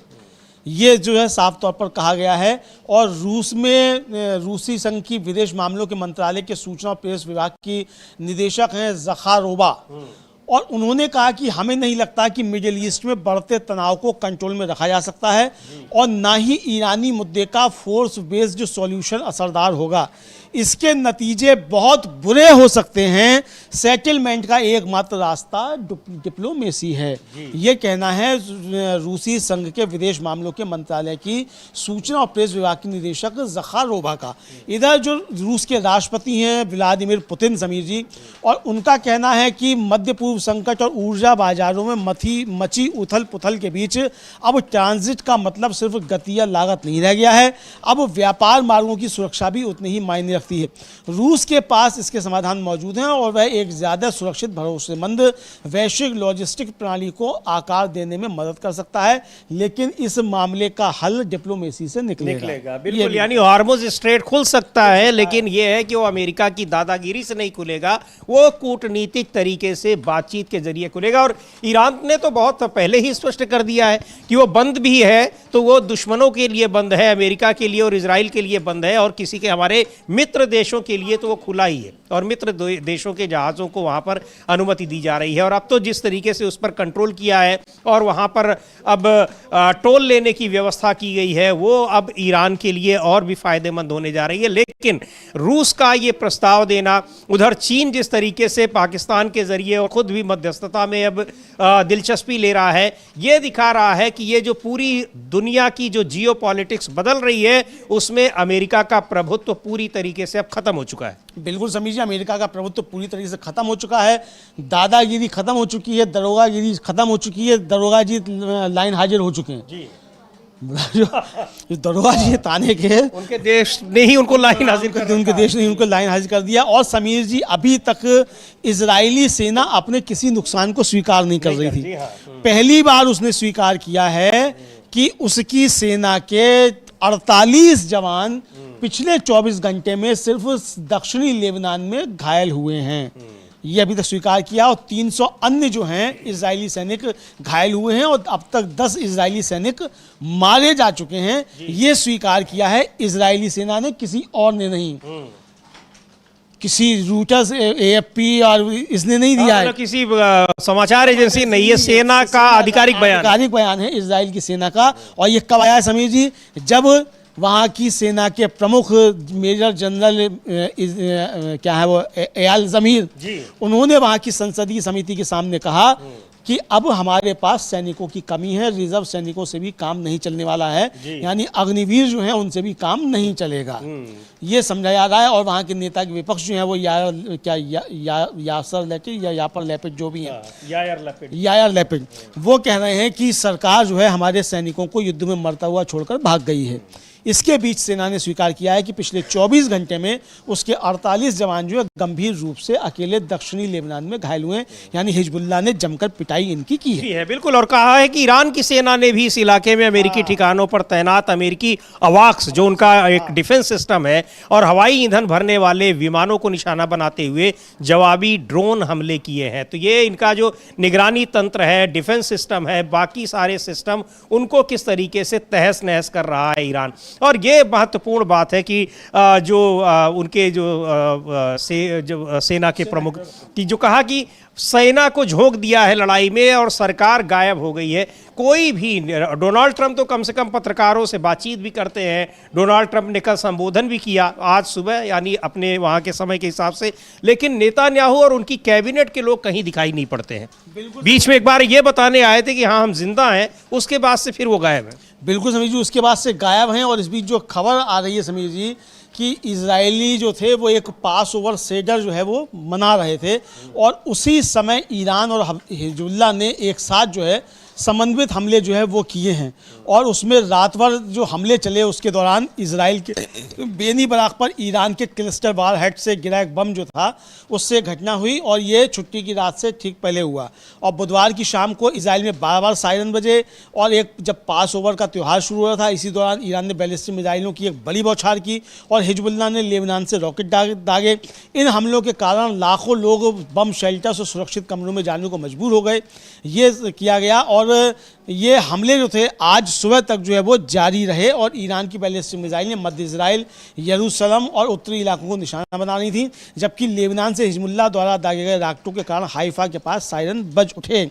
और एमडीए जो है वहाँ का, उसके अनुसार जो है इसमें 11 साल की एक लड़की और एक कई अन्य जो हैं वो अभी भी गंभीर बने हुए हैं। और बेनी बराक पर रात भर हमले के कारण शहर की मुख्य पाइपलाइन जो नुकसान पहुंचा, जिसकी वजह से सड़कों पर बाढ़ जैसी स्थिति वहां उत्पन्न हो गई। और जो आईडीएफ का आकलन है तो मध्य इजराइल पर लगभग 10 बैलिस्टिक मिसाइलें जो हैं वो दागी गई हैं, ये उनका है। और इजराइल के सेना के अनुसार जो है ये अभी आगे बढ़ सकती है। जी बिल्कुल। और ये इधर एक और महत्वपूर्ण खबर ये है कि जैसे पूरे वैश्विक मोर्चे पर डोनाल्ड ट्रंप को बुरी तरीके से मात मिल रही है, उनको एक तरीके से झटका मिल रहा है। अभी वो ईरान की लड़ाई में उलझे हैं, लेकिन क्यूबा की भी बात चर्चा बार बार करते हैं कि उसको भी हम अपने आधिपत्य में लेने जा रहे हैं, और ईरान में अभी लड़ाई लड़ी रहे हैं। लेकिन क्यूबा के समर्थन में, क्यूबा की मदद के लिए यूरोपीय संघ आया है और कहा है कि हम हर तरीके से उसको मदद देंगे। जो यूरोपियन यूनियन ने कहा है कि क्यूबा की जनता के लिए 2 मिलियन यूरो की सहायता की घोषणा की है यूरोपियन यूनियन ने। बिल्कुल, यूरोपीय यूनियन ने 2 मिलियन यूरो की सहायता की घोषणा की, और घोषणा ही नहीं की, उसको सहायता भेजी भी है समीर जी। और इस साफ तौर पे कहा है कि हम क्यूबा के लोगों के साथ हम खड़े हुए हैं। सिर्फ सहायता भेजना तो समीर जी एक होता है कि सहायता भेज दियो, छुट्टी पा ली, चलो हमने सहायता भी भेज दिया, लेकिन उसके साथ वो खड़े हुए हैं। और जो कहना है उनका यूरोपीय यूनियन है, उसका कहना साफ तौर पर यही है कि क्यूबा के लोगों के मुश्किल समय में उनके साथ हम खड़े हैं। हम क्यूबा को अपनी मानवीय सहायता बढ़ा रहे हैं ताकि भोजन और सुरक्षित पेयजल पहुंचाने में मदद मिल सके, और मानवीय सहयोगियों को लॉजिस्टिक सहायता दी जा सके जो सबसे ज़्यादा ज़रूरतमंद लोगों तक तत्काल सहायता पहुँचा रहे हैं। और ये कहा गया है, उनके जो वक्तव्य उन्होंने जारी किया है कि यह फंडिंग इस साल के शुरुआत में कैरिबियन क्षेत्र के लिए क्षेत्रीय आवंटन के तौर पर पहले से मंजूर किए गए 4 मिलियन यूरो के अलावा है, जिसे मुख्य रूप से क्यूबा में बढ़ती ज़रूरतों को पूरा करने के लिए समर्पित किया गया था। यह पिछले साल तूफान मेलिसा के कारण द्वीप में भारी नुकसान के बाद दी गई सहायता के बाद आई है। और 2025 में क्यूबा में आपदा की तैयारी और आपातकालीन प्रतिक्रिया के लिए कुल $6 मिलियन जुटाए गए थे। और यूरोपीय यूनियन मुश्किल की इस घड़ी में क्यूबा के लोगों के साथ खड़ा है। ज़रूरतमंद 2 मिलियन लोगों तक जीवन बचाने वाली सहायता का प्रभाव रखने में ये हमारी मदद काम करेगी। तैयारी और संकट प्रबंधन आयुक्त हादजा लहबीब जो है यूनियन की, उन्होंने इसको लेकर कहा समीर जी। और इसके साथ साथ रूस का एक जहाज जो है वो क्यूबा पहुंच गया है ट्रंप की धमकियों के बीच में। और रूस की जो विदेश मंत्रालय की जो प्रवक्ता हैं, उन्होंने इसको लेकर कहा कि जो हम कहते हैं वो हम करते हैं। हमने कहा कि हम क्यूबा के साथ खड़े हैं, तो हमारा जहाज क्यूबा पहुंच गया है और हम अपने वादे पर कायम हैं कि हम क्यूबा की मदद के लिए हम खड़े हुए हैं और हम इसको मदद देते रहेंगे। ये उन्होंने साफ तौर पर कहा, और कहा कि हमने बार बार इस बात की पुष्टि की है कि अमेरिका के अभूतपूर्व दबाव और धमकियों के बीच हम क्यूबा का समर्थन करने के लिए तैयार हैं। मानवीय सहायता लेकर टैंकर अनातोली कोलोदकिन का हवाना पहुंचना इस बात का एक और प्रमाण है कि हमारा रुख अपरिवर्तित है। यानी अब आप क्यूबा में भी अगर डोनाल्ड ट्रंप कुछ करने जा रहे हैं तो वो सोच लें कि वहाँ रूस पहले से खड़ा है, यूरोपियन संघ वहाँ पहले से खड़ा है, यूरोपीय देश पहले से ही उसके समर्थन में खड़े हैं और अब अमेरिका वेनेजुएला नहीं बना पाएगा किसी भी देश को, ये वो समझ ले। तो बहुत महत्वपूर्ण ये खबरें हैं। इन सब के बीच जो ईरान की जो सेना है, रिवोल्यूशनरी गार्ड है, उसने कहा है कि ताज़ा हमलों में किसी एक जगह, खुफिया जगह पर बहुत सारे अमेरिकी सैनिकों ने शरण ले रखी थी, वहां भीषण हमला किया गया और 37 अमेरिकी सैनिकों को मार दिया गया। और वो जो सेना के प्रवक्ता है, उनका बयान भी आया है, सुन लेते हैं वो क्या कह रहे हैं। نیروی دریایی سپاه در 5 عملیات گسترده و پردامنه با ترکیب موشک‌های بالستیک و کروز و پهپادهای انهدامی اهداف برجسته نظامی دشمنان آمریکایی صهیونیستی در منطقه را منهدم ساختند. در نخستین هدف تهاجمی این نیرو 2 رادار هشدار زودهنگام در اختیار آمریکایی‌ها در منطقه و مستقر بر یک سازه دریایی در آبها و جزایر امارات با دقت بالا منهدم گردیدند. یک نفتکش متعلق به رژیم نامشروع صهیونیستی با نام آکوا-1 در منطقه میانی तो ये बता रहे हैं कि यूएई में यानी संयुक्त अरब अमीरात में गुप्त ठिकानों, गुप्त जमावड़े वाली जगह पर IRGC के हमले में 37 अमेरिकी सैनिक मारे गए। ये ईरानी सशस्त्र बलों के प्रवक्ता हैं जो बता रहे थे। और इनका कहना है कि ज़ायोनी शासन से संबंधित तेल टैंकर एक्वा-1 को मध्य फारस खाड़ी में निशाना बनाया गया और वो जल रहा है। ये उन्होंने ये बयान दिया है। 37 अमेरिकी सैनिकों, इनका कोई जिक्र अमेरिका की सेना या अमेरिका के राष्ट्रपति या जो जिम्मेदार अधिकारी हैं, पेंटागन या फिर वहाँ पर जो प्रेसिडेंट ऑफिस है, कहीं से कोई जिक्र इन बातों का नहीं होता है। और इसी वजह से जो ट्रंप के खिलाफ वहाँ की जनता उठ खड़ी हुई है, सड़कों पर उतरी है, वो इसीलिए कि सैनिकों की जान जो जा रही है उसकी सूचना को भी सीक्रेट रखा गया है, बताया नहीं जा रहा है। बिल्कुल समीर जी, उसकी सूचना को भी सीक्रेट रखा गया है, बताया नहीं जा रहा है। वहाँ जो पहुँच रहे हैं तो परिजनों को भी, सैनिकों के परिजनों को भी उसकी किसी भी तरीके से वीडियो जो है बनाने की अनुमति नहीं दी जा रही है। मतलब उसका चित्र भी नहीं खींचने दिए जा रहे हैं और वीडियो भी नहीं बनाने दिए जा रहे हैं। ये वहाँ पे आ रहा है समीर जी, देखा जा सकता है। और इसको आप समझ सकते हैं कि किस तरीके से वहाँ खबरें जो हैं वो छिपाई जा रही हैं। एक तरीके से कहा जाए तो ये खबरें जो हैं वहाँ छिपाई जा रही हैं। अमेरिका में और इजराइल में भी वही काम इजराइल कर रहा है। वो अपने सैनिकों के जो हताहत सैनिक हैं, जिनकी जान जा रही है, जो घायलों की तो जानकारी दी भी जा रही है, लेकिन मरने वालों की जानकारी नहीं दी जा रही है। और वहाँ भी इसीलिए नेतन्याहू के खिलाफ एक बड़ा अभियान चल रहा है, उनके खिलाफ नारेबाजी हो रही है। जब भी समय मिल रहा है लोग निकल रहे हैं, चूँकि वहाँ तो पूरी जनता बंकरों में ही छिपी हुई है। बावजूद इसके कई बार वहाँ से भी प्रदर्शन की तस्वीरें आ रही हैं। बिल्कुल समीर जी, वहाँ से भी खूब प्रदर्शन की तस्वीरें आ रही हैं। और इजराइल में अब जो है जनता वो सड़कों पर जो है वो उतर रही है और नेतन्याहू के खिलाफ जो है वहाँ प्रदर्शन कर रही है। और ये खूब जो है वो इस तरीके के आ रहे हैं। और इजराइल से ही जो है समीर जी वो प्रदर्शन करते हुए लोग आए हैं। और जो डेब्रिस है वहाँ उसने जो इसकी जो बनी बराक जो जहाँ पे हमला किया ईरान ने मिसाइलों से, तो वहाँ के नागरिक जो है वहाँ प्रदर्शन भी कर रहे हैं इस तरीके भी आए। लेकिन चूँकि विजुअल वो हमारा नहीं है तो हम वो दिखा नहीं सकते हैं, जाहिर सी बात है कि वो पब्लिक डोमेन में नहीं है। लेकिन वो विजुअल्स वहाँ से इस तरीके के आ रहे हैं कि वहाँ नागरिक जो है वो सरकार के खिलाफ प्रदर्शन कर रहे हैं। ये देखा जा सकता है समीर जी। बिल्कुल। और ये जो खबरें लगातार वहाँ से ईरान के हमले की आ रही है, और उसके अलावा जो ईरान पर भी इस्फहान शहर पर हमला हुआ है, इजराइल की तरफ से लगातार हमले हो रहे हैं अमेरिका की तरफ से। और ये ईरान का वहाँ पर जो विदेश मंत्रालय के प्रवक्ता हैं, उन्होंने डोनाल्ड ट्रंप के भाषण के जवाब में एक बयान जारी किया है और कहा है, चेतावनी दी, जिसमें ट्रंप ने चेतावनी दी थी कि ईरान को 2 से 3 हफ्तों के भीतर किसी समझौते पर राजी होना होगा, वरना उसके हर पावर प्लांट पर हमले किए जाएंगे। अभी यही चेतावनी उन्होंने हॉर्मुज स्ट्रेट खाली करने के लिए दी थी, जिस पर अब वो पलट गए हैं। कोई ज़रूरत नहीं, लोग देखें अपना। तो इस्माइल बगाई है जो ईरान की विदेश मंत्रालय के प्रवक्ता हैं, उनकी इस धमकी पर जवाब है, ट्रंप की धमकी पर, कि हम युद्ध, बातचीत, संघर्ष विराम और फिर उसी पैटर्न को दोहराने के इस दुष्चक्र को बर्दाश्त नहीं करेंगे। उन्होंने इसको कहा है कि न सिर्फ ईरान के लिए बल्कि पूरे क्षेत्र के और उससे भी आगे के लिए ये विनाशकारी है। जब तक अमेरिका और इजराइल के हमले जारी रहेंगे, ईरान उनका मुकाबला करता रहेगा। उन्होंने इस बात को फिर दोहराया है कि ईरान अपने खाड़ी के पड़ोसी देशों को दुश्मन नहीं मानता। उन्होंने कहा, हमने बार बार कहा है कि हम उन सभी के साथ अपने अच्छे पड़ोसी वाले रिश्ते बनाए रखने के लिए दृढ़ है। समस्या यह है कि अमेरिका और इजराइल ईरान के खिलाफ अपनी सैन्य आक्रामकता को अंजाम देने के लिए उनके इलाकों का इस्तेमाल कर रहे हैं और ये एक अन्यायपूर्ण युद्ध है जिसे ईरानी लोगों पर थोपा गया है। हमारे पास जोरदार तरीके से मुकाबला करने के अलावा कोई और चारा नहीं है। तो ये उन्होंने बिल्कुल स्पष्ट किया है। ये जो बात कही है कि हम युद्ध, बातचीत, संघर्ष विराम और फिर उसी पैटर्न को दोहराए, इसमें अब हम सीधे सीधे इस लड़ाई को खत्म करेंगे और खत्म करने के लिए उन्होंने 3 शर्तें रख दी और ये भी कह दिया कि अब हमारे पास जोरदार तरीके से मुकाबला करने के अलावा और कोई चारा नहीं है। यानी no ceasefire, no surrender, हम मुकाबला करेंगे, इसके अलावा और कोई विकल्प है ही नहीं। ज्ञानेश कुमार जी के मुताबिक जो है ना तो शपथ पत्र देंगे और ना माफी मांगेंगे, संघर्ष ही करेंगे, यही हमारे पास एक विकल्प है, तीसरा कोई विकल्प नहीं है। और आप हमारे पावर प्लांट पर हमले करोगे तो हम आपके पावर प्लांट पर ऐसे हमले करेंगे। तो और इनके ये हमले दिखाई भी पड़ रहे हैं। वहां पर जैसे ही टैंकरों को निशाना बनाया, फिर ईरान ने इतने टैंकरों को निशान बनाया कि फिर खामोश हो गया अमेरिका, डोनाल्ड ट्रंप भी खामोश हो गए। और अब धमकी दी थी कि हॉर्मुज स्ट्रेट को नहीं खाली किया तो पहले 48 दिन की धमकी, फिर 5 दिन की, फिर 6 अप्रैल तक की, और अब वो कह रहे हैं कि हॉर्मुज स्ट्रेट से हमारा कोई मतलब ही नहीं है।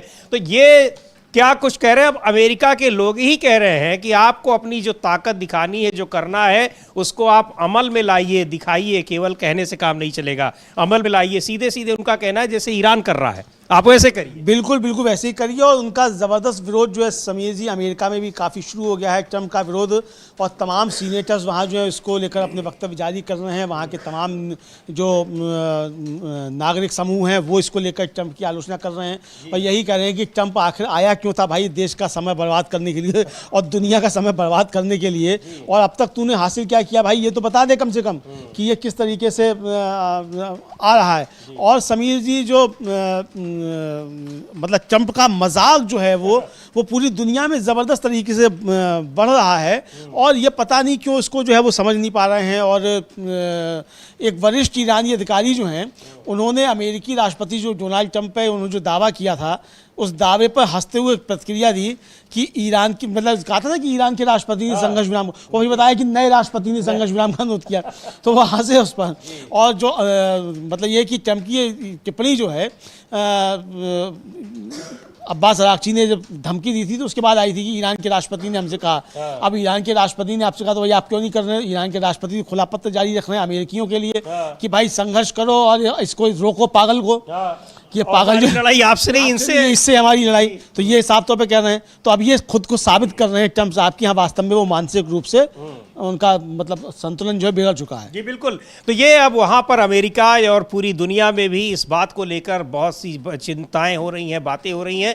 आज जो ट्रंप का ये भाषण आया वो लगभग 19-20 मिनट का, उसके बाद फिर ये चीज़ें और भी ज़्यादा हो गई हैं कि डोनाल्ड ट्रंप आखिर किस मनः स्थिति से गुजर रहे हैं।